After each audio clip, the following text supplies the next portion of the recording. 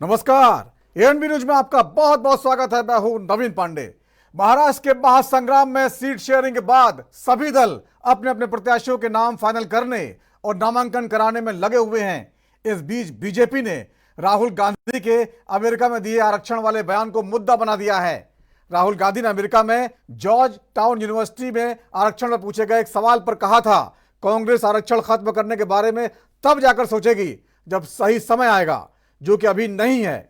BJP ने इस बयान को इस तरह पेश किया है कि राहुल गांधी आरक्षण खत्म करने का समर्थन कर रहे हैं। जब हंगामा हुआ तो राहुल गांधी ने फिर अपने बयान पर सफाई देते हुए कहा था वे आरक्षण के खिलाफ नहीं है और कांग्रेस पार्टी का लक्ष्य इसे 50% तक ले जाने का है, यानी आरक्षण बढ़ाने का है। एक टीवी चैनल कार्यक्रम में जब यही सवाल महाराष्ट्र कांग्रेस अध्यक्ष नाना पटोले से पूछा गया तो उन्होंने कहा राहुल गांधी के बयान का समर्थन क्या। इस पर महाराष्ट्र के डिप्टी सीएम देवेंद्र फडणवीस ने कांग्रेस को घेर लिया है। अब महाराष्ट्र के चुनाव में बीजेपी लगातार कांग्रेस को आरक्षण खत्म करने की सोच रखने वाली पार्टी करार दे रही है। वैसे भी मराठों को आरक्षण देने के मुद्दे पर शिंदे सरकार कई बार कोशिश कर चुकी है, लेकिन कोर्ट की रोक के कारण ऐसा हो नहीं पा रहा। उसके बाद मराठों को ओबीसी में शामिल करने का प्रस्ताव लाया गया। इसको लेकर मराठों और ओबीसी के बीच संघर्ष होने लगा। तो क्या बीजेपी ने चुनाव जीतने के लिए जाति ध्रुवीकरण की चाल चल दी है? इसी मुद्दे पर चर्चा करेंगे। हमारे साथ कुछ खास मेहमान मौजूद रहेंगे। उससे पहले देख लेते हैं क्या कुछ कहा गया। When India is a fair place, we will think of scrapping reservations. When India is a fair place, we will think of scrapping reservations. When India is a fair place. Rahul Gandhi ji ने जो बात बोली थी कि जब हमारे देश में सब लोग समान हो जाएंगे और सबको न्याय मिलेगा, सब आर्थिक और शैक्षणिक मजबूत हो जाएंगे, तो आरक्षण ये अपने आप सोचने का विषय होगा। ये भूमिका राहुल जी ने रखी थी और जब राहुल जी ने ये भूमिका रखी तो ये बाबा साहब की भूमिका है। और जब बाबा साहब की भूमिका, हम संविधान, हमारा जो केंद्र बिंदु है बाबा साहब का विचारधारा है। और ऐसे समय में बीजेपी जो फेक नैरेटिव आरक्षण के बारे में डालती है वो उनको समझना चाहिए, जिन लोगों को संविधान पता नहीं है।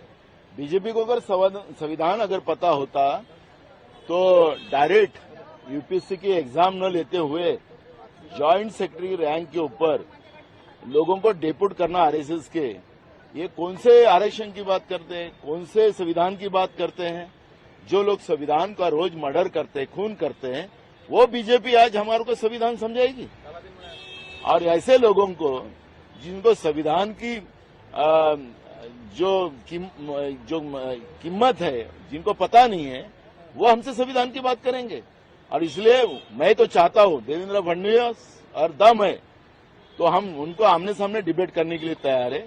नरेंद्र मोदी हमारे राहुल जी से डिबेट करे और वास्तविकता लोगों के सामने हम लाएंगे। अगर डिबेट करने की अगर इच्छा है, इस तरह से पीछे से वार करने का, अरे कांग्रेस तो हमेशा संविधान के फेवर में रही है और इसलिए ये देश का लोकतांत्रिक व्यवस्था आज 75 साल में जो आज दुनिया में सबसे ज्यादा लोकशाही का अगर लोकतांत्रिक देश हो तो भारत देश है और उसकी देन है जो कांग्रेस है। और जिस कांग्रेस ने इस संविधान के लिए एक नहीं तो कई बलिदान दिए हैं, और इसलिए जो लोग बलिदान लेते लोगों को मारते हैं, जो आज हम लोग मणिपुर में देखते हैं, हमारी महिलाओं को निवस्त करके जलाने का काम, उनकी इज्जत लूटी जाती है, तो ये कौन से भारत की बात करते हैं, कौन से संविधान की बात करते हैं? और इसलिए डिबेट अगर करना है तो हम डिबेट के लिए तैयार है। कौन संविधान के विरोध में है, कौन आरक्षण के विरोध में है, हम करें, तुम करिए आप चैनल वाले। देखिए, मैंने नाना पटोले जी का बयान सुना नहीं है, पर राहुल गांधी जी का बयान जो अमेरिका में था और जिस तरीके से एक एडिटेड वर्जन देश में फैलाने का काम किया था, वो अनफॉर्चुनेट था। पर स्पष्ट तो ये है कि आरएसएस हमेशा कहती आई है कि आरक्षण खत्म करने की जरूरत है। और ये भी सच्चाई है कि जब ये 400 का नारा पार की बात कर रहे थे, इनके कितने सारे उम्मीदवारों ने आकर कहा था आप हमें 400 से ज्यादा सीट देंगे तो हम आरक्षण को खत्म करेंगे। तो ये भारतीय जनता पार्टी और आरएसएस यही तो कोशिश कर रही है कि किसी तरीके से इस तरीके का ध्रुवीकरण करें, आरक्षण खत्म करें, संविधान को खत्म करें, बाबा साहब अम्बेडकर जी के विचारों को खत्म करें। यही इनकी सोच है, यही इनकी उम्मीद है, यही आरएसएस की मांग है उनसे। तो दूसरों के ऊपर ये थोपना मैं मानती हूं कि गैर जिम्मेदाराना है और एक डेस्परेशन दिखाता है भारतीय जनता पार्टी की तरफ से कि जो जानते हैं कि महाविकास आघाड़ी की जीत होने वाली है और उन मुद्दों पे होने वाली है जो महाराष्ट्र के हित पे है, जनता के हित में है, इसलिए वो इस तरीके का भ्रम फैलाने का काम कर रहे हैं। राजनीति में आरक्षण का मुद्दा एक बार फिर गर्मा गया है। आरक्षण की बात करें तो महाराष्ट्र में मराठा और ओबीसी के बीच ये आरक्षण का विवाद पिछले काफी समय से चला रहा है। मराठा समाज इसको आरक्षण देने की बात कई बार सरकारें कर चुकी हैं, लेकिन सुप्रीम कोर्ट में मामला जाके रुक जाता है। उसके बाद शिंदे सरकार ने इसी साल मार्च के महीने में एक तरीका निकाला और मराठाओं को ओबीसी में शामिल करने के लिए 10% ओबीसी कोटे से आरक्षण दिया। इसको लेकर पूरे महाराष्ट्र में जगह जगह ओबीसी समाज ने विरोध किया, तो उसका भी कहीं ना कहीं खामियाजा लोकसभा चुनाव में बीजेपी को भुगतना पड़ा। और एक बार और बार बार जो विपक्ष ने दलित आरक्षण को जो खतरा बताकर जो नैरेटिव पेश किया था लोकसभा चुनाव में, उसका भी लोकसभा चुनाव में बीजेपी को नुकसान हुआ था। अब वही पलटवार एक बार फिर विधानसभा चुनाव से पहले बीजेपी ने विपक्ष ने कर दिया है। नाना पटोले का बयान आखिरकार कैसे उनके कांग्रेस के गले की हड्डी बन सकता है, तमाम मुद्दों पर चर्चा करेंगे। हमारे कुछ खास मेहमान मौजूद रहेंगे, उनके पास चलेंगे और बातचीत का सिलसिला शुरू करेंगे। अगर महाराष्ट्र की बात करें तो महाराष्ट्र की राज्य में 228 सीटें हैं, 2 गठबंधन है। एक गठबंधन जो सत्ता में है बीजेपी शिंदे एक नाथ शिंदे की सीएम है, उनकी शिवसेना, अजीत पवार जो डिप्टी सीएम है उनकी पार्टी एनसीपी, और दूसरी तरफ विपक्ष में है कांग्रेस, उद्धव ठाकरे की शिवसेना और शरद पवार की शिवसेना। इन 2 गठबंधनों के बीच इस बार जोरदार लड़ाई है और लोकसभा चुनाव में विपक्ष यानी महाविकास आघाड़ी को फायदा हुआ था। 48 में से 30 सीटें महाविकास आघाड़ी ने लोकसभा चुनाव में झटक ली थी और बीजेपी को बहुत तगड़ा नुकसान हुआ था, जिसके कारण वो सरकार जो है पूर्ण बहुमत से जो है बीजेपी अकेले बहुमत सरकार नहीं बना पाई। तो इस वजह से बीजेपी ने विधानसभा चुनाव से पहले उसको मौका मिला, उसने आरक्षण पर कांग्रेस को घेर लिया है। तो क्या महाराष्ट्र विधानसभा चुनाव में आरक्षण बड़ा मुद्दा बनने जा रहा है? इन्हीं सब मुद्दों पर चर्चा करेंगे। हमारे साथ कुछ खास मेहमान मौजूद हैं, उनके पास चलते हैं, बातचीत का सिलसिला शुरू करते हैं। देवेंद्र प्रमुख जी हैं, नेता बीजेपी के, बहुत बहुत स्वागत देवेंद्र जी आपका। रोहित यादव जी हैं, प्रवक्ता कांग्रेस के, बहुत बहुत स्वागत है रोहित जी। पंडित अवधेश शुक्ला हैं, प्रवक्ता शिवसेना उद्धव गुट के, बहुत बहुत स्वागत है। अमिताभ कुमार जी हैं, वरिष्ठ पत्रकार। सबसे पहले रोहित यादव जी आपके पास आना चाहूंगा, आपको आवाज तो मिल रही है?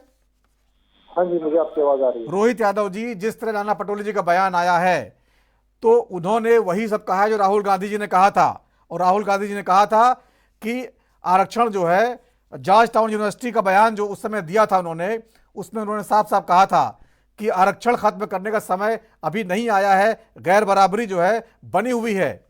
और उस पर नाना पटोले ने जो बयान दिया वो कहीं ना कहीं कंफ्यूजन पैदा करता है। तो इस कंफ्यूजन को बीजेपी ने मुद्दा बना लिया है, ये नुकसान पहुंचा सकता है आपको?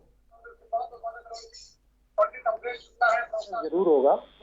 नाना पटोले जी का जो बयान है और राहुल गांधी जी का जो बयान है वो किस सापेक्ष में दिए गए हैं, पहले उन दोनों बयानों को पूरा का पूरा कहीं कोट किया जाए और उनसे ये पूछा जाए नाना पटोले जी से भी कि इसका स्पष्टीकरण वो देना चाहते हैं या नहीं।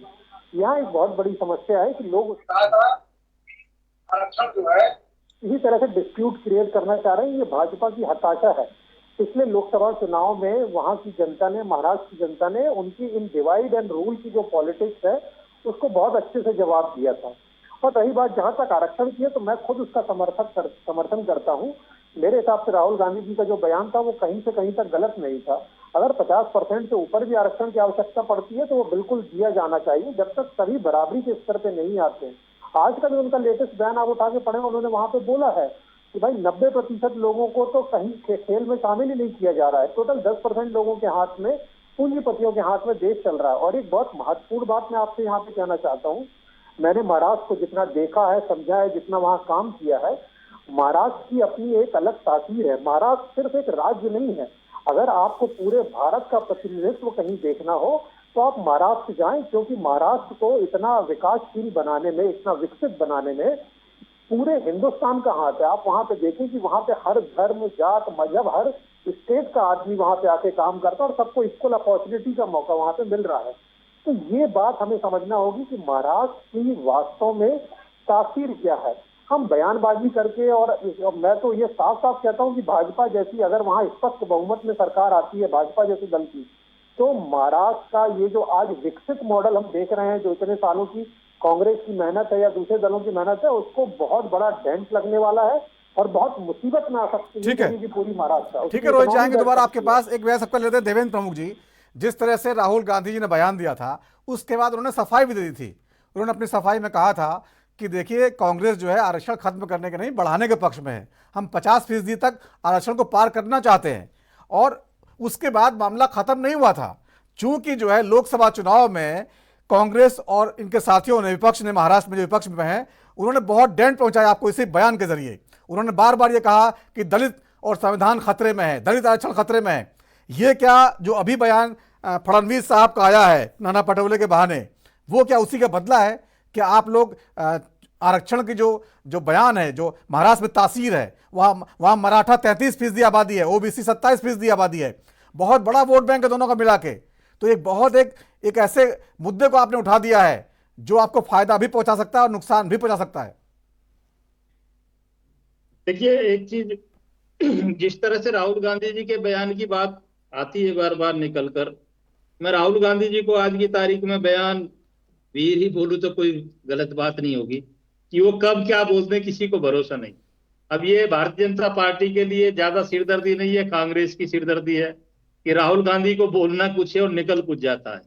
उनके बयान का मैं मतलब ये ज्यादा अब हमें उस पर बहस करने की या भारतीय जनता पार्टी को सोचने का समय नहीं है, क्योंकि कांग्रेस ने भी ये मान लिया है, मजबूरी में ही सही, 30 वर्षों बाद प्रियंका को आगे कर उन्हें समझ में आ गया कि राहुल गांधी सिर्फ बयान वीर थे, वो भी नहीं रहे हैं, बयान की बात नहीं रही, क्षमता नहीं रही है। अब वो कौन सा बयान कब दे दें उन्हीं को भरोसा नहीं है। अब उस बयान पर हम इतना समय खराब करेंगे उसकी जरूरत नहीं है। महाराष्ट्र जो है लेकिन देवेंद्र हमारे पास है और हमने विकास और मुद्दा कुशासन तो आपकी पार्टी ने बनाया ना, मुद्दा तो उन्होंने बनाया, देवेंद्र जो है फडणवीस जी ने। देखिए मुद्दा हमने बनाया तो उसका विकल्प भी हमारे पास है। अगर हम कोई बात करते हैं, मुद्दा बनाते हैं तो कोई सत्यता के साथ बनाते हैं। अब संविधान खतरे में है या किसी का आरक्षण खतरे में है या लोकतंत्र खतरे में है या अल्पसंख्यक खतरे में है, ऐसा मुद्दा हमारा कोई नहीं होता। हमारा मुद्दा होता राष्ट्र को के हित में, राष्ट्र सर्वोपरि है, सबका सम्मान, सबका विकास, सबका साथ, सबकी बात करते हैं। और इसी में सबसे ज्यादा जो महत्वपूर्ण बात आती है, वो देश का कोई भी प्रदेश हो, जहां जहां हमारी सरकारें हैं, वो अंत्योदय की बात करती है। जो अंत्योदय की पंक्ति में चौथे नंबर का खड़ा व्यक्ति है, चौथी पंक्ति पर खड़ा हुआ, जिसको जरूरत है, वो किसी भी समाज से हो सकता है, वो कहीं से भी हो सकता है। अगर उसको जरूरत है तो आरक्षण का हकदारी है, कायदे में चीज होनी चाहिए। अब जाति और धर्म की बात कब तक करते रहें, कब तक ये अल्पसंख्यक बहुसंख्यक, बिल्कुल भाई ये बात स्पष्ट है कि ये बहुसंख्यकों का पहला अधिकार यहाँ है, डंके की चोट पर हम लोग बोलते हैं। अब तक 70 वर्षों तक ये अल्पसंख्यकों का अधिकार ही तो बताते रहे सब। ये क्या बहुसंख्यकों का देश नहीं है? क्या बहुसंख्यकों का कोई अधिकार नहीं बनता?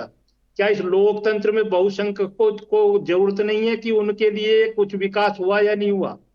या देश के कानून व्यवस्था से लेकर जो संसाधन है, देखिए उन पर संसाधन का जब नाम आया तो मैं जिक्र करता हूं कि माइनॉरिटी का नाम लेकर जब एक पूर्व प्रधानमंत्री इस तरीके की बात करते हैं कि उनका पहला अधिकार है, अब इसमें खोलने की बात किया, मनमोहन सिंह का बयान है, सारा देश जानता देवेंद्र जी है। आएंगे उस पे तो ये आएंगे, आगे चर्चा करेंगे। क्या? अभी एक एक बयान सबका ले लेते हैं, फिर आएंगे आपके पास दोबारा। पंडित अवधेश शुक्ला जी, जो चोट लगी थी लोकसभा चुनाव में, वो इतनी गहरी थी कि आखिरकार आरक्षण वाला बयान जो है आप लोग दोबारा निकाल के ले आए। बहाना मिल गया, नाना पटोले जी का बयान एक टीवी कार्यक्रम में, एक चैनल पर उन्होंने बोला और उसको निकाल दिया। क्या कहेंगे आप लोग जो, हालांकि ये बयान जो है बीजेपी ने उठाया है, लेकिन आप सहयोगी पार्टी हैं, तो आपका इसके बारे में क्या कहना है? पंडित जी आवाज आ रही है आपको? हेलो पंडित अवधेश शुक्ला जी, मेरा सवाल ये था कि जो राहुल गांधी जी का बयान था उसको सही बताया नाना पटोले जी ने एक कार्यक्रम में। अब फडणवीस साहब ने जो है कहा कि देखिए राहुल गांधी जी के बयान को एक बार फिर जो है सही बता रहे हैं कांग्रेस के नेता, इसका मतलब महाराष्ट्र में ये सब करने वाले हैं। ये इसको मुद्दा बना लिया। आप चूंकि बीजेपी के सहयोगी हैं, सत्ता में है, आपका सीएम है, तो आप इसको क्या सोचते हैं इस मुद्दे को लेकर? हम बीजेपी के सहयोगी नहीं है सर। अच्छा, उद्धव ठाकरे जी। हाँ हाँ हाँ, हम महाविकास अघाड़ी में हैं। हाँ हाँ। उद्धव गठ तो आप क्या सोचते हैं इसके बारे में? देखो, बीजेपी का टेक रिकॉर्ड दिखाइए, देख लीजिए 10 साल का। बीजेपी आरक्षण विरोधी है, ये साबित हो चुका है। संविधान के अंदर संशोधन कर रही है, ये कोई नई बात बीजेपी के नहीं बारे है। में तो पहले बयान जो दिया नाना पटोले जी ने, उस पर थोड़ा बता दीजिए कि जो सही है गलत है या क्या कहा उन्होंने, जो आप क्या समझते हैं उसके बारे में? नाना पटोले जी ने जो बयान दिया है उससे मैंने सुना नहीं हूँ, आप एक बार दोहरा देंगे तो ज्यादा अच्छा था। नाना पटोले जी ने कहा जो राहुल गांधी जी ने बयान अमेरिका में दिया था वो सही दिया था। उन्होंने कहा इसमें उसको बयान को गलत तरीके से समझा गया, अंग्रेजी जिनको समझ में नहीं आती वो नहीं समझ पाए, और मैं उनका समर्थन करता हूँ राहुल गांधी जी का। इसी बयान को जो है उन्होंने देवेंद्र फडणवीस जी ने कहा कि देखिए साहब, ये आरक्षण का जो है ये विरोध करते हैं, ये खत्म करना चाहते हैं आरक्षण को। आरक्षण का विरोध तो कभी राहुल गांधी ने ऐसा बयान नहीं दिया है, और नाना पटोले साहब भी ऐसा कहीं बयान नहीं दिया है।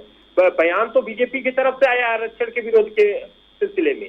आज महाराष्ट्र में महायुति की सरकार है, मराठा आरक्षण आखिर चल रहा है कि नहीं चल रहा है? तो इन्होंने आरक्षण मराठाओं को दिया नहीं, और कई जगह देश में आरक्षण के विषय पे बीजेपी खामोश रहती है, और कांग्रेस ने आरक्षण के विषय में कहीं भी ऐसा स्टेटमेंट राहुल गांधी ने हमें जानकारी में नहीं दिया है, और आरक्षण बना ही था कमजोर समुदाय के लिए।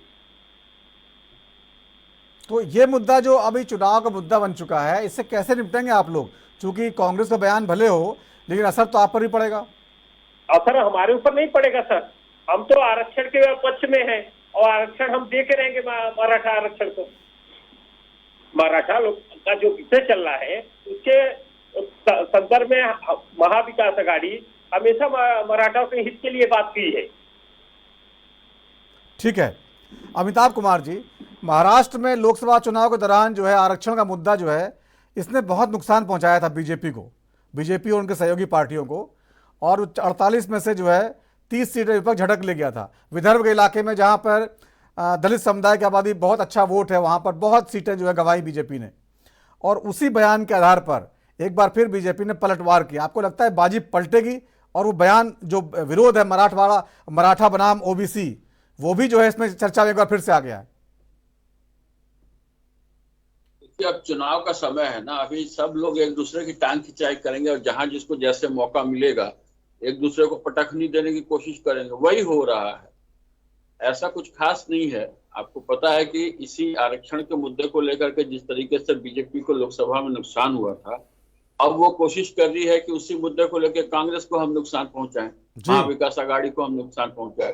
उसके लिहाज से ये हो रहा है। सबका सब मामला जो है एकदम शुद्ध चुनावी है। वैसे सभी जानते हैं कि जातिगत आरक्षण को लेकर के कांग्रेस भी जो है पहले कभी भी कांग्रेस इसके समर्थन में नहीं रही थी। मंडल आयोग वगैरह का जिस ढंग से कांग्रेस ने विरोध किया था, जिस ढंग से उसने डिले किया था हर एक प्रोसेस को, उसे सब जानते हैं। नेहरू जी का बयान भी आया हुआ है। ये तो हाल के वर्षों में अब जो है कांग्रेस जो है राहुल गांधी के नेतृत्व में जो है जाति लेकर के शुरू हो गई है, और आरक्षण को लेकर के बड़ा इंटरेस्ट दिखा रही है। ये शुद्ध और शुद्ध सत्ता से बाहर होने और सत्ता हासिल करने का खेल है। भारतीय जनता पार्टी उसी का लाभ उठाने की कोशिश कर रही है। हालांकि भारतीय जनता पार्टी कोशिश करती है कि जातिगत मसले न उठें, लेकिन चूंकि अभी आरक्षण का ये मसला ताजा मसला है, तो मुझे लगता है कि वो शायद इसको उठा करके वहां पे महाराष्ट्र में कुछ लाभ लेने की कोशिश कर रही है। उन प्रदेशों में लोगों तक बात पहुंचाने की कोशिश कर रही है कि कांग्रेस जो है वो आरक्षण विरोधी है। वैसे भी आपको पता है मराठा आरक्षण को लेकर के बीजेपी की टांग फंसी हुई है। बेसिकली मराठा आरक्षण जो है तो मनोज जारांगे जो है वो भारतीय जनता पार्टी के खिलाफ ही जो है अपना अभियान बेसिकली चला रहे हैं।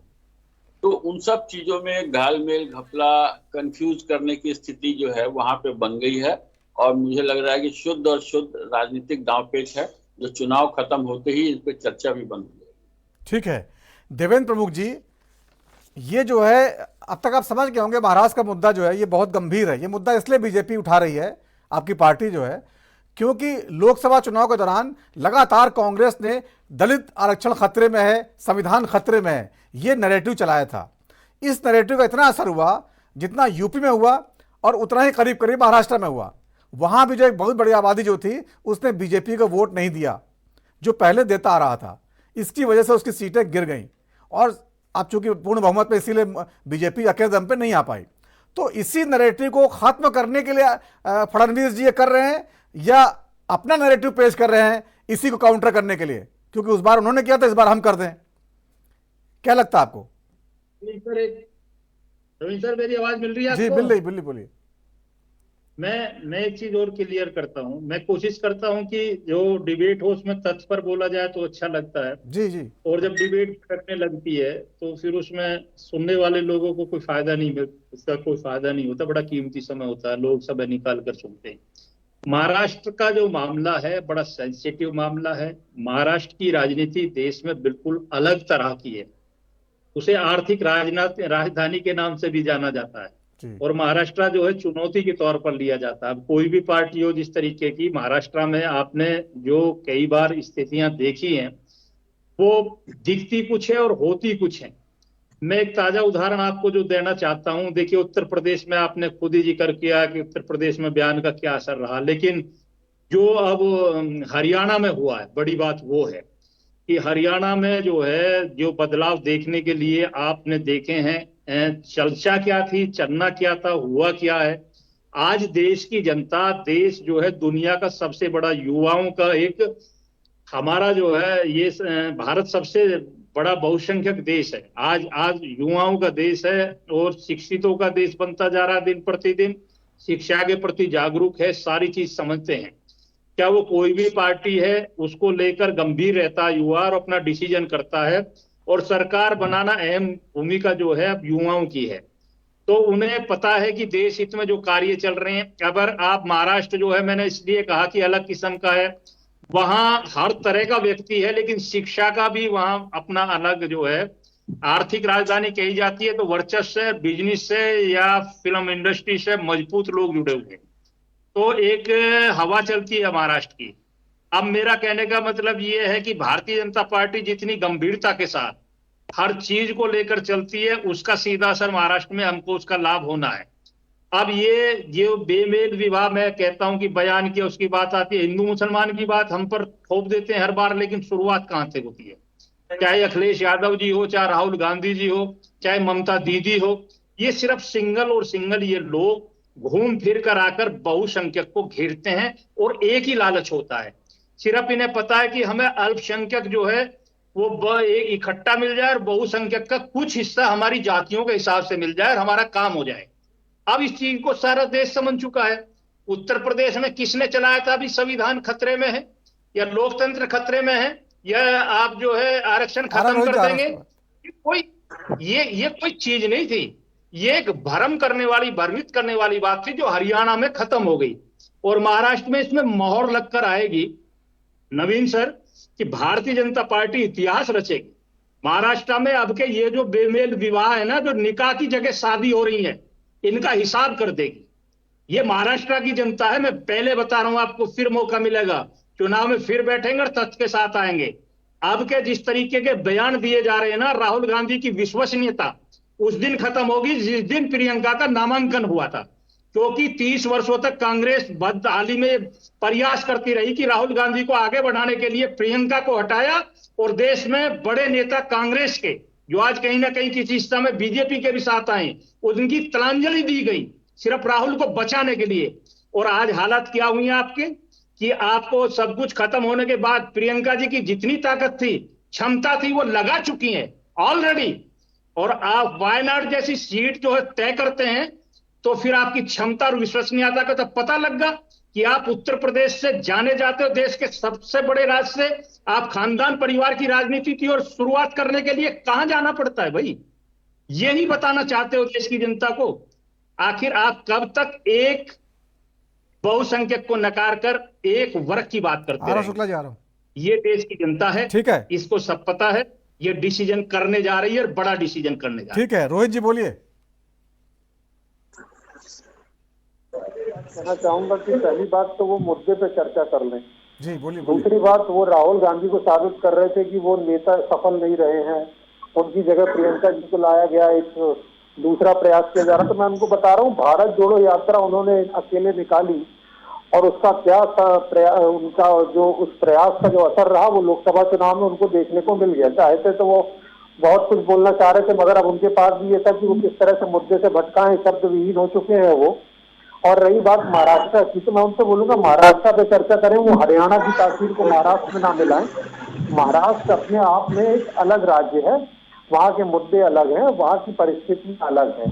वहाँ का व्यक्ति ज्यादातर ऐसा व्यक्ति है जो अपने काम में विश्वास रखता है, कर्मठ लोगों का क्षेत्र ज्यादा है वो। तो मुझे भी वहाँ बहकाने की कोशिश ना करें जहाँ शिक्षित लोग ज्यादा है। जाति धर्म की राजनीति का ये तो अभी बोल रहे थे कि हमारे ऊपर तमगा लगा दिया जाता है।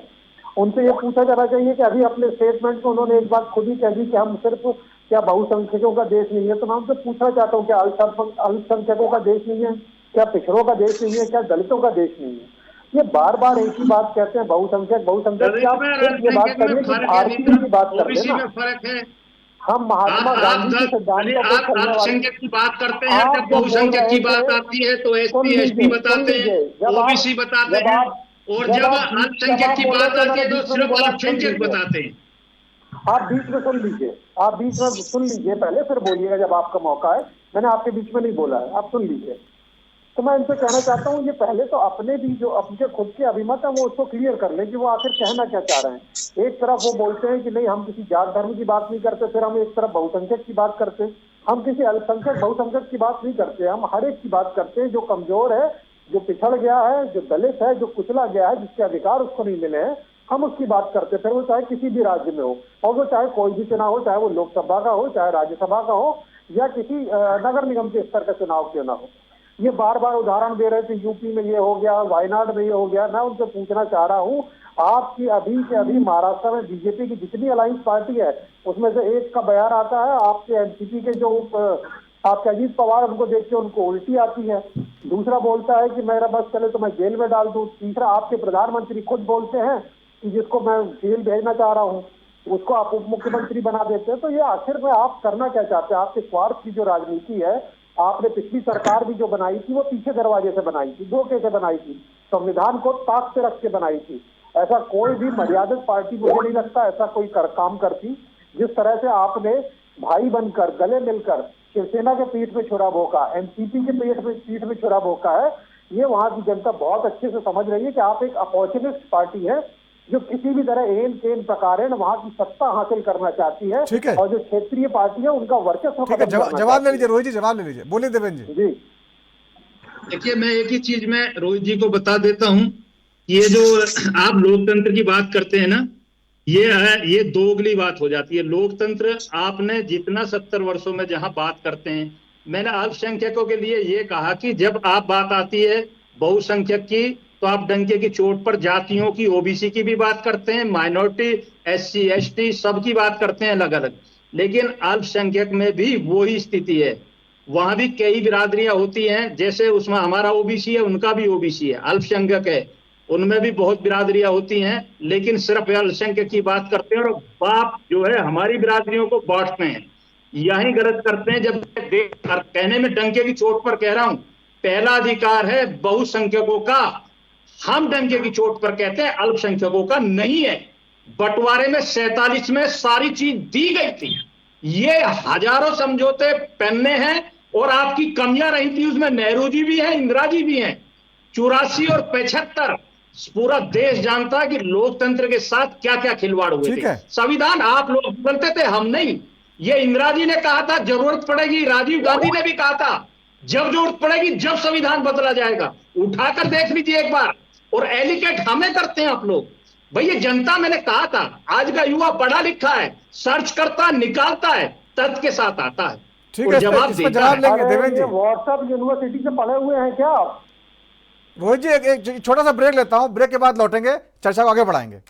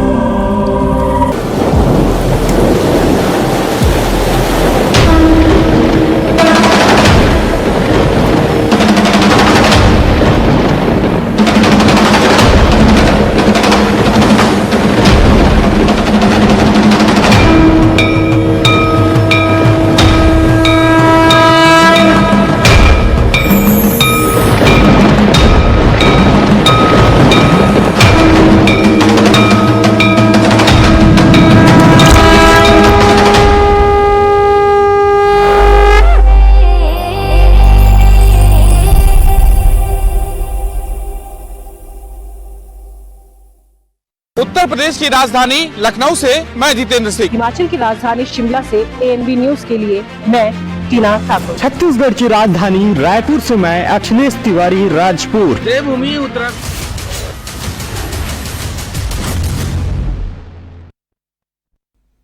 ब्रेक के बाद राष्ट्र धर्म में फिर आपका स्वागत है। आज बात कर रहे हैं महाराष्ट्र की महासंग्राम, जो वहां चुनाव को लेकर लगातार जो है नए नए मुद्दे उछाले जा रहे हैं, उस पर चर्चा कर रहे हैं। जो आरक्षण के मुद्दे पर राहुल गांधी जी के बयान पर बीजेपी ने एक बार फिर जो है उसको मुद्दा बना लिया है। हमारे साथ कुछ खास मेहमान हैं।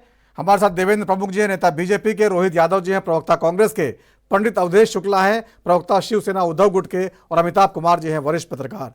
पंडित अवधेश शुक्ला जी, आपके पास आना चाहूंगा। जिस तरह से देवेंद्र जी ने आरोप लगाए हैं आपके गठबंधन के ऊपर, और साथ ही ये सवाल भी कि जो आप बार बार बात कर रहे थे कि मराठा और ओबीसी के जो बीच विवाद चल रहा है आरक्षण को लेकर, मराठा आरक्षण की कई बार कोशिश की गई, इस सरकार ने भी और आपकी सरकार ने भी प्रस्ताव पारित किया, 10% आरक्षण की बात हुई, लेकिन सुप्रीम कोर्ट से हर बार रोक दिया गया। अब बीजेपी शिंदे सरकार ने जो है ओबीसी कोटे में ही उनको कोटा देने की कोशिश की, इसको लेकर विवाद खड़ा हो गया। ओबीसी समाज जो है वो इसको लेकर राजी नहीं था, उनको लगता था हमारा हिस्सा काटा जा रहा है, और आप लोग ये कह रहे हैं हम उनको किसी तरह आरक्षण दे के रहेंगे। तो कैसे देंगे? अगर आप सत्ता में आते हैं तो ये समझा दीजिए जरा। सर, सत्ता में आने के बाद हम आरक्षण उनको देंगे, कैसे देंगे? हमारी जो महाविकास आघाड़ी के नेता हैं उनको मालूम है देने के लिए। और एक चीज मैं स्पष्ट बता दूं कि सरकार इस समय महायुति की है, और ओबीसी आरक्षण या मराठा आरक्षण इनके कार्यकाल में हो रहा है। इन्होंने क्यों नहीं इसे सुलझाया? क्योंकि ये आरक्षण विरोधी है, ये साबित हो गया है। और इन्होंने आज तक अल्पसंख्यक या किसके भी बारे में जो बोलते हैं सब झूठी अफवाह, क्योंकि इन्होंने ना लोकसभा में इन्होंने टिकट दिया एक अल्पसंख्यक को, और इनके पास जितने भी नेता हैं, आज आप देखिए इनकी जो आघाड़ी है उत्तर प्रदेश में, हाँ, इनके ही पार्टी के नेता है निषाद, वो बोल रहे हैं योगी जी हमको काम नहीं करने देते। तो ये बताइए कि जो इनके मतलब सहयोगी दल है वो कितना नाराज चल रहे हैं। और महाविकास आघाड़ी की जो सरकार चली थी मतलब 2.5 साल करीब, तो यहाँ पे कोई भी मतलब असंतुलन बात नहीं हुई थी, लेकिन इन्होंने साबित किया कि ये जो सत्ता महाराष्ट्र में चलाए हैं, इसमें साबित तो हुआ है कि महाराष्ट्र को इन्होंने मराठा आरक्षण को नहीं सुलझाया, ओबीसी आरक्षण को इन्होंने ओबीसी के अंदर क्यों मतलब मराठा आरक्षण देंगे? ओबीसी को आरक्षण अगर दिया गया है, उसी में मराठा को आरक्षण कैसे देगी? नहीं तो ये मामला तो सुप्रीम कोर्ट ने जब रोक दिया, 50% कैप जो है आगे बढ़ाने से इनकार कर दिया, तो कैप तो बढ़ा नहीं है, वो तो पूरे देश के लागू है, तो वो कहां से देते? फिर कहीं ना कहीं तो उनको एडजस्ट करना था ना। कहीं एडजस्ट करेंगे तो मराठा आरक्षण को देना चाहिए था ना, एडजस्ट करके। कहीं ओबीसी में क्यों? तो आप कहां से देंगे? जब 50% के आरक्षण की लिमिट जो है वो क्रॉस करना मना है, तो आप जो वादा कर रहे हैं, आप भी तो चुनावी वादा कर रहे हैं, आप कहां से देंगे? बिहार में इन्होंने किया था 50% ऊपर है कि नहीं आरक्षण? तो कहां लागू हो पाया? लागू क्यों नहीं हुआ? वहां 65% आरक्षण लागू है, वहां लागू नहीं हो पाया। 50% कैप जो है वो सुप्रीम कोर्ट का आदेश नहीं टूट सकता। लागू कहीं नहीं है पूरे देश में, 50 से ज्यादा गलतफहमी है। तो अगर उन्होंने महाराष्ट्र का सुलझाया नहीं है, इन्होंने महाराष्ट्र को ऐसे ही धकेल दिया, क्योंकि इन्होंने आरक्षण के विषय पे चर्चा ही नहीं करना चाहा। और ये दिख रहा है कि आने वाला समय जो चुनाव है, अभी इनको पता चल जाएगा कि हमारी क्या हैसियत है महाराष्ट्र में। क्योंकि महाराष्ट्र में अगर आरक्षण मुद्दा नहीं होता तो लोकसभा में आपने देखा क्या हाल हुआ इनका, महायुति का। अगर लोकसभा में आरक्षण मुद्दा नहीं था तो आज क्या स्थिति थी? वो तो आपने लोगों से कहा कि आरक्षण खत्म कर देंगे, ये लोग आएंगे तो दलित आरक्षण खत्म कर देंगे, उसका असर हुआ।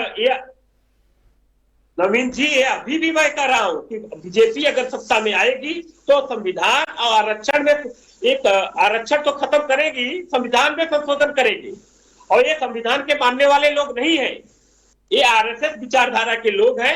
ये आरएसएस हमेशा संविधान के विरोध काम किया है।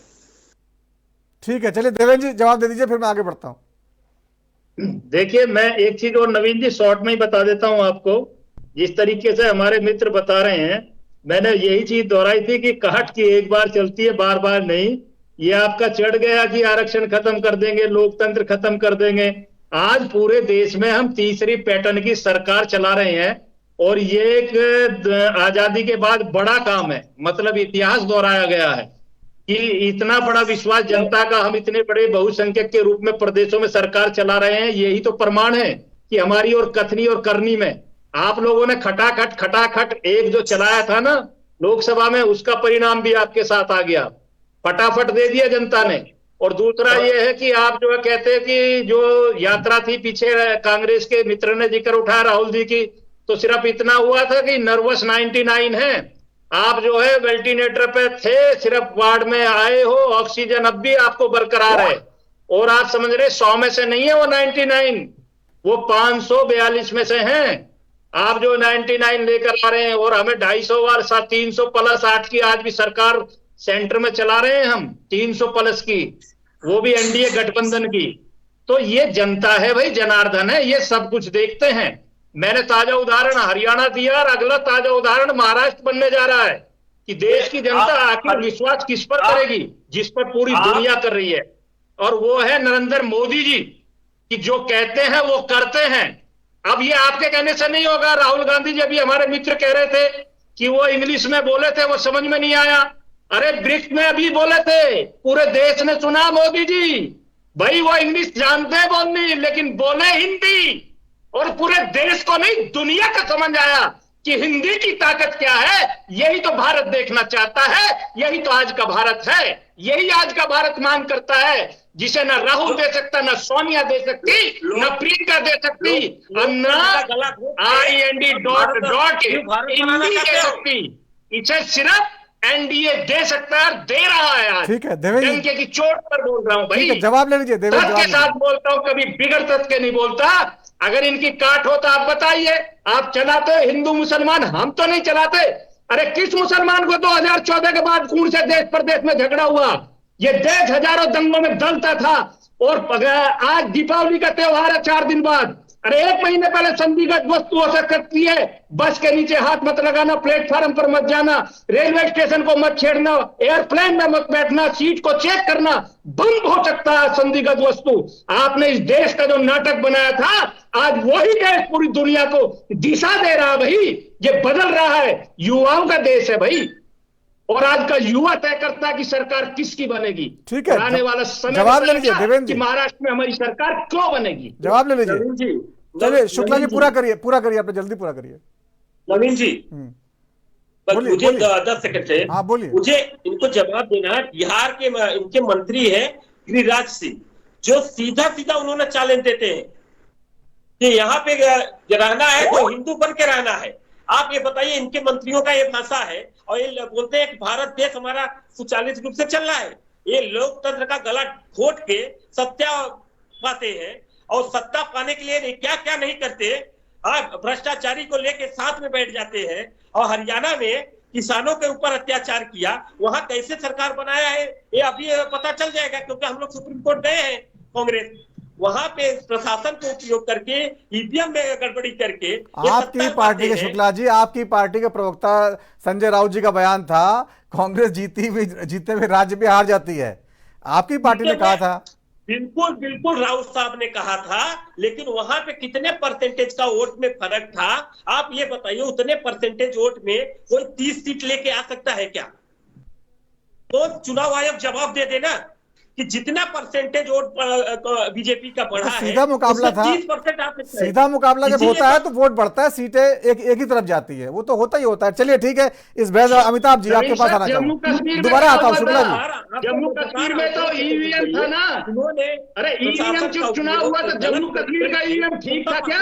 उसमें तो गड़बड़ नहीं थी बोलने के लिए, वो भी बता दो।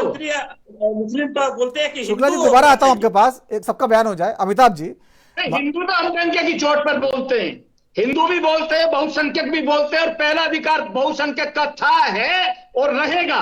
ठीक है, मैं ये बोलता हूं, ठीक है देवेंद्र जी, ठीक है, कोई खतरा नहीं है, लेकिन बहुसंख्यक का हर वस्तु पर, हर चीज पर, हर देश के संसाधन पर पहला अधिकार है, और रहेगा रहेगा रहेगा। ठीक है, कोई नहीं रोक सकता। ठीक है देवेंद्र जी, आता हूं। चाहे आपके और आपके साथी ममता दीदी हो, अखिलेश जी हो, कोई नहीं रोक पाएगा। बहुसंख्यक के साथ आप अन्याय कर रहे हैं 70 वर्षों तक, जो कर सकते थे अब नहीं होगा। सरकार चाहे किसी की रहे, लेकिन हमारी पार्टी हमेशा आप बहुसंख्यक के साथ थी और है, रहेगी। अल्पसंख्यक का कोई विरोध नहीं करते हम। ठीक है देवेंद्र जी, ठीक है, आता हूं दोबारा आता हूं आपके पास। अमिताभ कुमार जी, जिस तरह से महाराष्ट्र की राजनीति को आप बहुत गहरे तक समझते हैं, लोकसभा चुनाव के दौरान आपने बताया कि जिस तरह से दलित आरक्षण, दलित संविधान खतरे में है के मुद्दे ने जो है बीजेपी की जो वहां पे चूल्हे हिला दी थी, उसके बाद जो अभी आप देखते हैं वहां पर भी जो शुक्ला जी कह रहे हैं कि मराठा आरक्षण और उस पर ओबीसी का जो उस पर कोटे से दिया जा रहा है, आपको लगता है संभव है वहां दे पाना? ओबीसी कोटे से मराठों को 10% आरक्षण दे पाना संभव आज की राजनीति में, या कोई नया तरीका निकालना पड़ेगा? नहीं, देखिए अभी तो मुझे कतई संभव नहीं लग रहा है, ये पॉसिबल भी नहीं है। और आपने देखा कि कर्नाटक में, हैदराबाद में इस तरह की कोशिशें और हुई थी, अलग अलग तरीके से लोगों ने कोशिश की थी, वहां अल्पसंख्यकों को देने की कोशिश हो रही थी। यहाँ पे मराठा आरक्षण की कोशिश हो रही है, तो वो अभी संभव तो है नहीं, और किसी और के कोटे में से काटेगा तो वो वर्ग उठ के खड़ा हो जाएगा। दरअसल वैसे भी ये आरक्षण जो है ये केवल और केवल चुनावी मुद्दा इनका है। देखिए चुनाव जब नहीं होता है तो ये लोग उस पर कोई खास बातचीत नहीं करते हैं। चुनाव खत्म होंगे और ये लोग बातचीत करना इसके ऊपर बंद कर देंगे। हालांकि अभी जिस तरीके से भारतीय जनता पार्टी कोशिश कर रही है, मुझे लगता है कि भारतीय जनता पार्टी को भी इसमें नुकसान है, आने वाले दिनों में होगा, चुनाव के दिनों में, क्योंकि ये चीज को लेकर के ही जो है कांग्रेस ने लाभ उठाया था। तो अभी भी कांग्रेस की बात लोगों ने जो सुनी थी, तो वो मराठा आरक्षण दे तो सकती नहीं, बीजेपी कोशिश करके रह गई है, तो कांग्रेस वापस पलट करके इनके ऊपर इस बात को यूज कर सकती है। और दूसरी तरफ आप देखिए ये लोग इलेक्शंस में बटेंगे तो नहीं, बटेंगे तो कटेंगे जैसा यूज कर रहे हैं भारतीय जनता पार्टी वाले।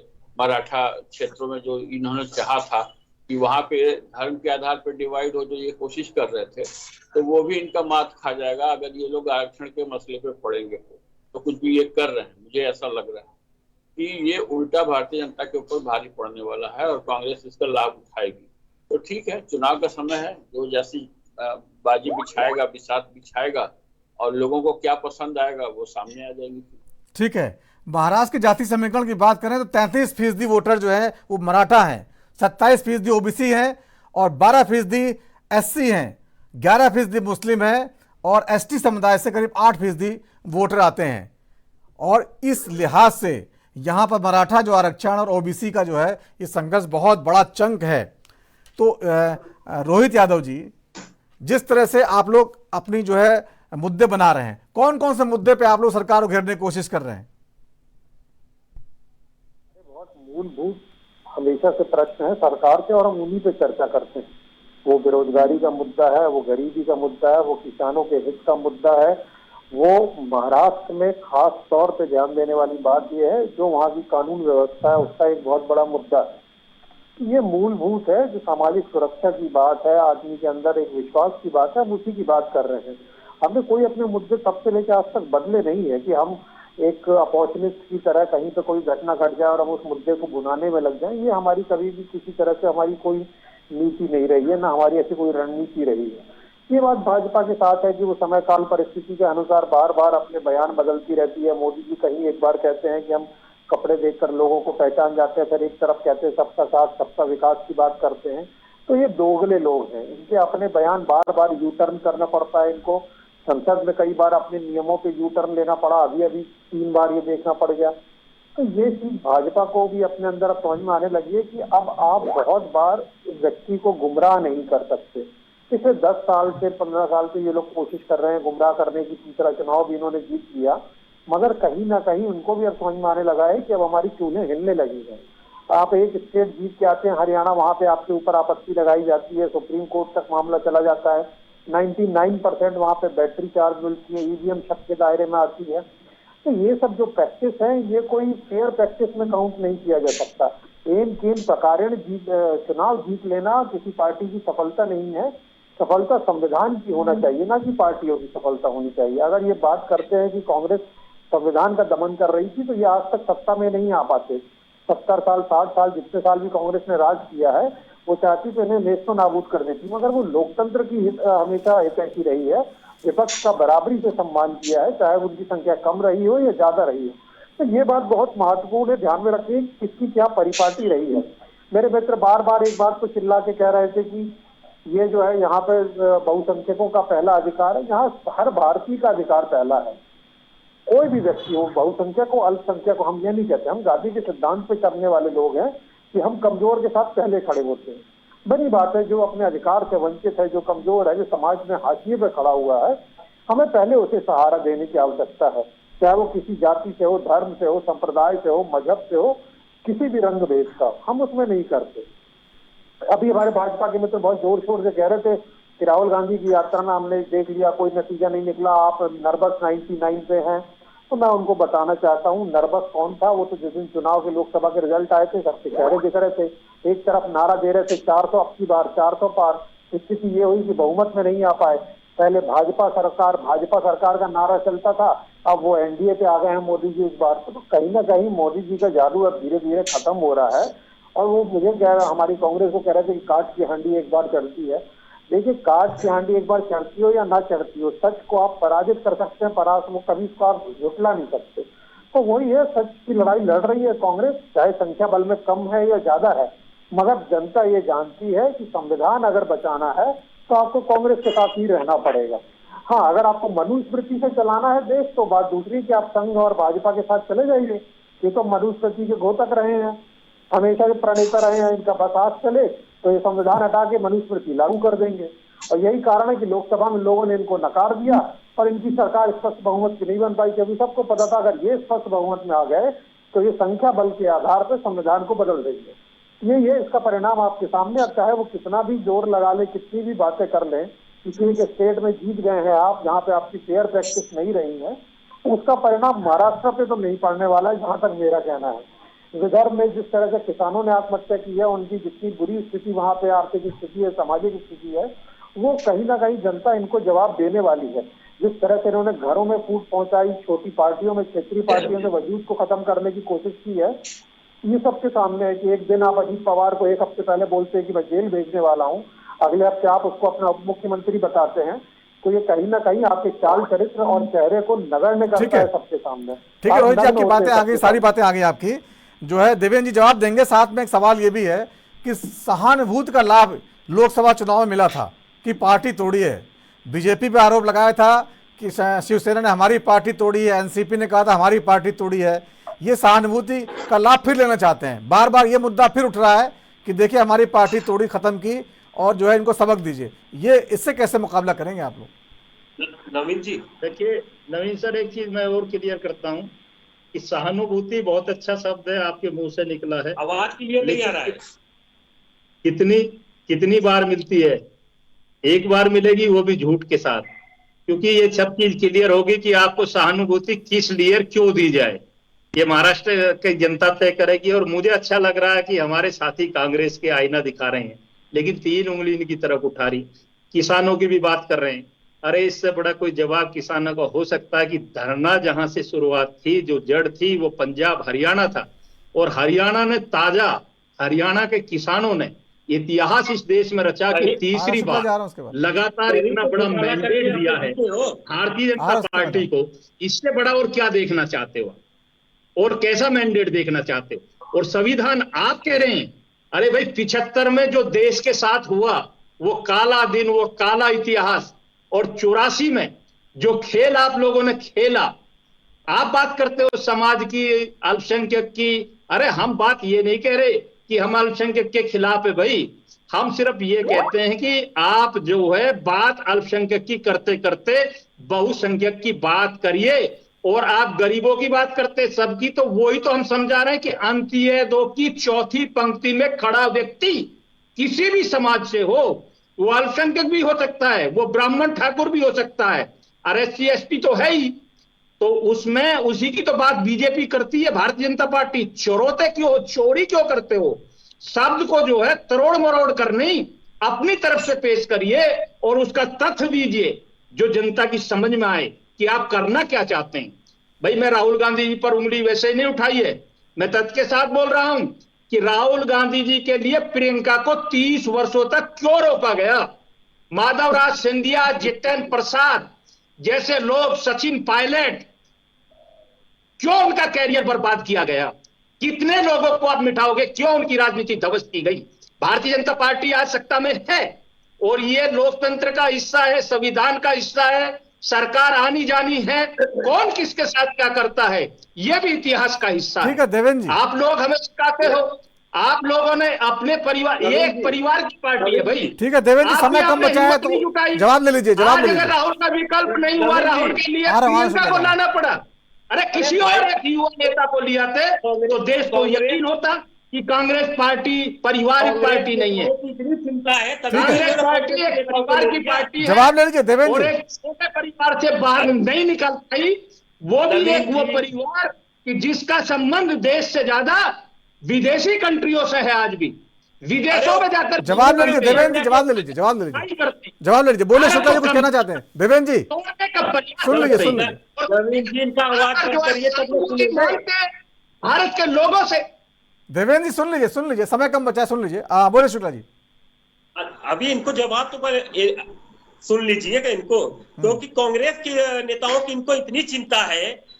तभी ने सभी कांग्रेस नेताओं से तो बीजेपी भरी हुई है। आज हम ये बता दें कि कांग्रेस के नेताओं को बीजेपी के जो हमने सहारा दिया है। अरे रामायण इस बात का गवाह हमारे कि जब रावण ने विभीषण को धक्का मारा था। देवेंद्र जी सुन लीजिए, पहले सुन लीजिए, देवेंद्र जी सुन लीजिए। शरण में गए तो उनको शरण में भी सम्मान भी दिया, हम भी करते हैं।